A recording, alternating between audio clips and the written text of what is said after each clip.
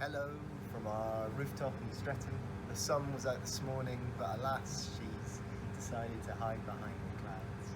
There are actually some light raindrops falling, so I don't know if I'll be able to film this whole thing out here, but fingers crossed. Our story starts with a woman. And it starts with something at the corner of her lips, spreading slowly across her face, each line grinning a bigger grin. She smiled.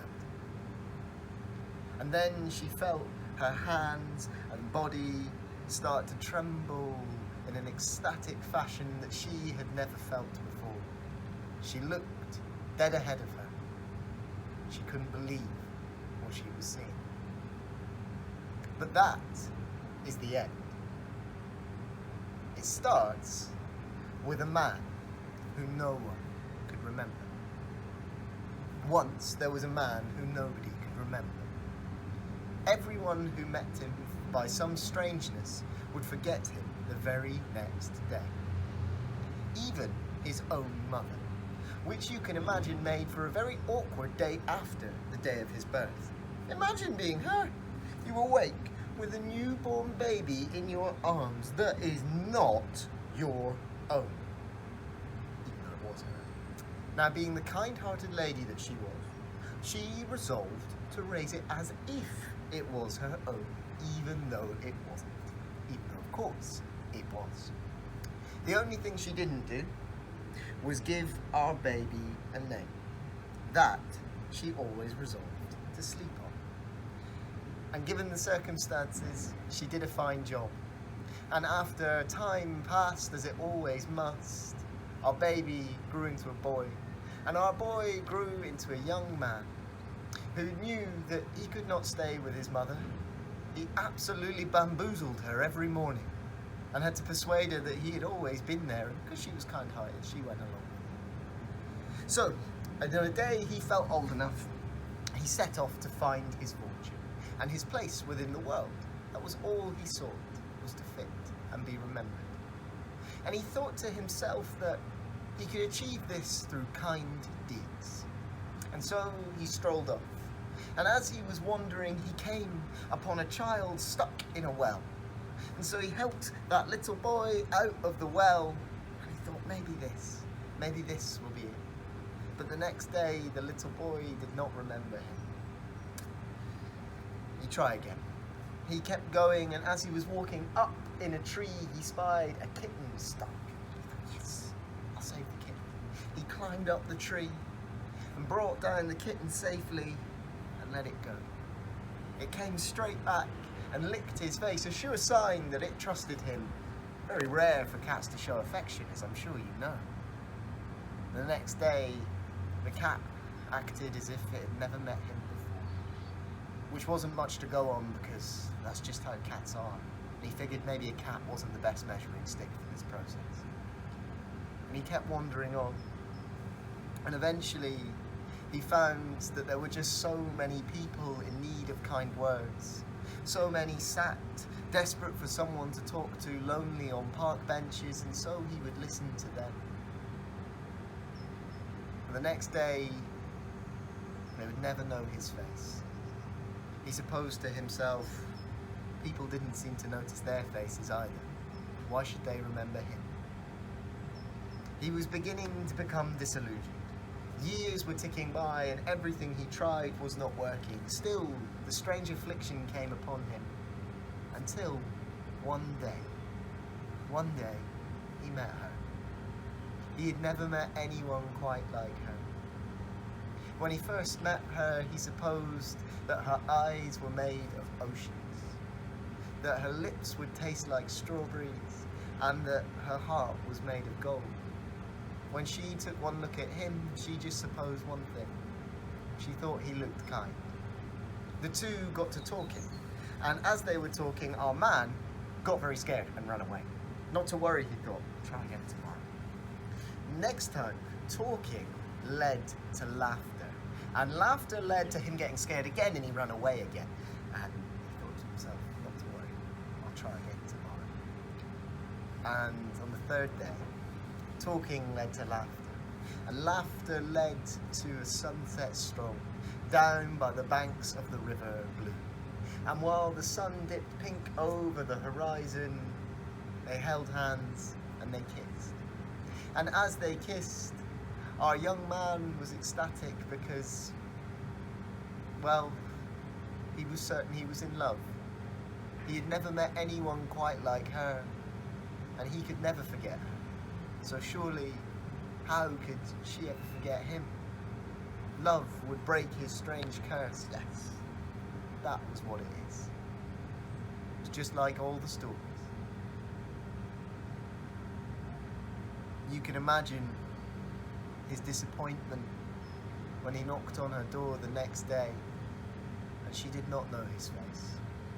She knew nothing of talking and laughing and walking and sunset strolls, and she certainly knew nothing of kisses by the riverside. She offered him to come in to talk over a cup of tea. She thought he seemed nice.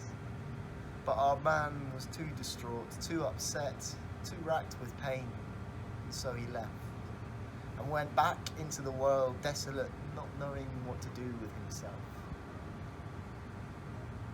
Now, our woman, she was not unmoved by this.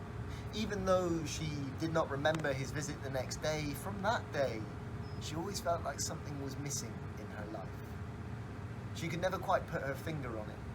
But you see, she was a fine painter, and as painters often do, she painted what she was looking for. And no one is quite sure how, but somehow she came to paint the deeds of our man, because he didn't give up, and rather resolved that even if nobody remembered his deeds, that didn't mean they didn't happen.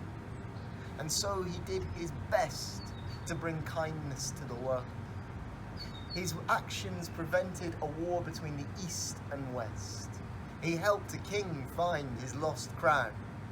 And, most importantly, he helped a little girl find a lost toy. Now, one day, the king, who was always losing at crime, had done it again. And they were searching high and low throughout the kingdom for the king's crown. He was causing quite the fuss.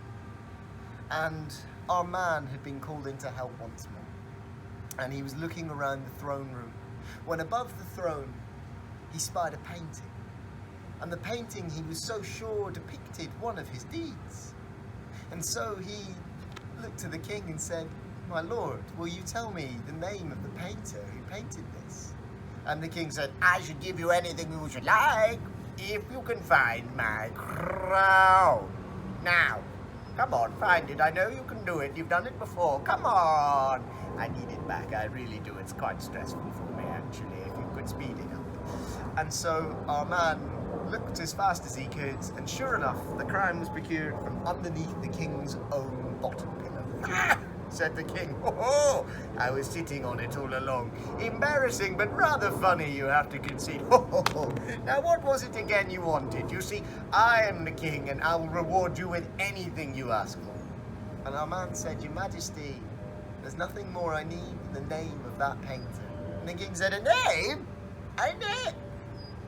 Is he just asked for a name? Is boring, young man. Come on, I need something exciting, something to make me look good. I'm the king. I want to stand out. I want to show off to you. Come on."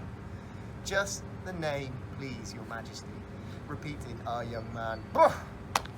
"Well, if it is a name you should want, it is a name you shall have." Our man took the name and took his feet with it as fast as he could carry them straight to her door. He knocked on it 3 times, and when she opened, no one is quite sure why, but a smile started to creep across the corners of her face, and her lines began to grin a great big grin. Her hands and body started to tremble. She felt ecstatic.